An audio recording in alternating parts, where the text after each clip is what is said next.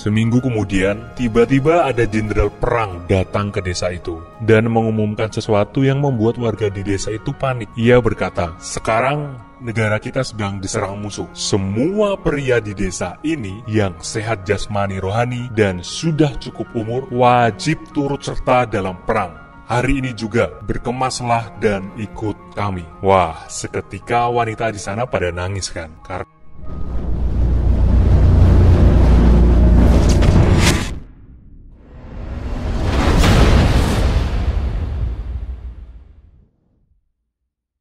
Halo bro, bertemu lagi dengan saya, Hectorius Man. Bulan lalu, saya mendengar kisah yang cukup menarik ya, dari kawan saya. Ceritanya tentang seorang petani miskin di sebuah desa. Walaupun miskin, sebenarnya petani ini cukup rajin bekerja dan tak kenal lelah. Petani itu punya lahan sawah yang kecil, dan dia punya seekor kuda yang digunakannya untuk membantu bekerja. Saking miskinnya petani itu, kudanya kurus sekali, kurus banget lah, kering kerontang. Seperti memang tak pernah diberikan makanan. Dan seperti netizen Indonesia, di sana pun banyak tetangga-tetangga yang suka nyinyir. Tetangga-tetangga tersebut bilang ke petani, "Wah, sial sekali ya hidupmu, sudah miskin, kudanya pun kering kerontang begitu." Lalu tak disangka si petani jawab gini, "Saya tidak tahu ini kesialan atau bukan. Everything happens for a reason."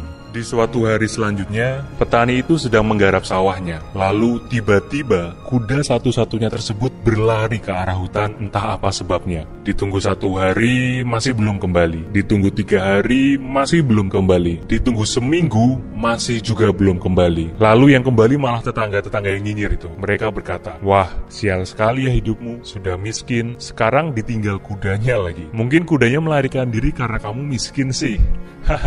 Lalu petani itu menjawab, "Saya tidak tahu ini kesialan atau bukan. Everything happens for a reason."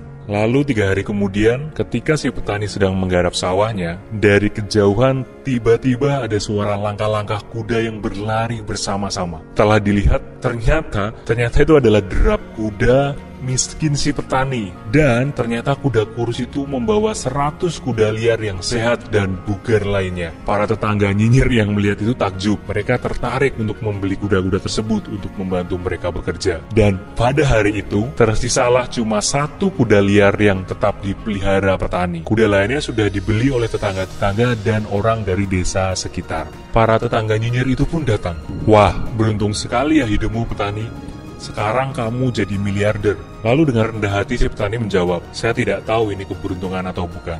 Everything happens for a reason." Lalu besoknya, si petani penasaran ingin menaiki kuda liar tersebut. Ketika dinaiki, ternyata kuda tersebut cukup sulit diatur ya, sehingga mengamuk dan melemparkan petani itu dari pelananya. Petani tidak bisa berdiri dan dilarikan ke rumah sakit terdekat. Ternyata kaki kanannya patah dan harus diamputasi. Setelah dirawat dan bisa pulang ke rumah, berkumpullah lagi si tetangga-tetangga nyinyir itu. "Wah, sial sekali ya hidupmu petani. Sekarang kamu sudah tidak bisa berbuat apa-apa karena kakimu patah." Petani itu lalu menjawab, "Saya tidak tahu ini kesialan atau bukan. Everything happens for a reason." Setelah itu, petani itu mencoba bangkit dan tetap semangat untuk berkarya. Seminggu kemudian, tiba-tiba ada jenderal perang datang ke desa itu dan mengumumkan sesuatu yang membuat warga di desa itu panik. Ia berkata, "Sekarang negara kita sedang diserang musuh. Semua pria di desa ini yang sehat jasmani rohani dan sudah cukup umur wajib turut serta dalam perang.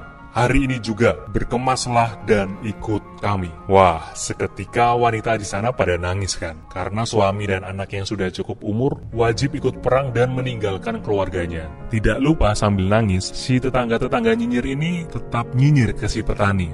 "Wah, beruntung sekali hidupmu ya, kakinya patah sehingga tidak wajib ikut perang." Petani itu menjawab, "Saya tidak tahu ini keberuntungan atau bukan. Everything happens for a reason." Seminggu kemudian, tiba-tiba datanglah mobil-mobil yang sangat banyak ke desa itu. Ternyata nggak disangka isinya adalah para jenazah pria yang ikut bertempur di desa itu. Hari itu adalah hari yang paling mengerikan di desa itu. Sedangkan si petani itu tetap hidup dan bisa melanjutkan hidupnya dengan bahagia dengan uang yang sudah ia punya. Cerita selesai. Ya, kira-kira menurut kalian apa makna yang bisa diambil dari cerita ini? Kalau saya sih cuma pengen bilang ya, jadi orang jangan lemah-lemah amat lah. Baru sial dikit udah mengklaim diri paling sial sedunia. Contoh lah itu si petani. Semangat bro!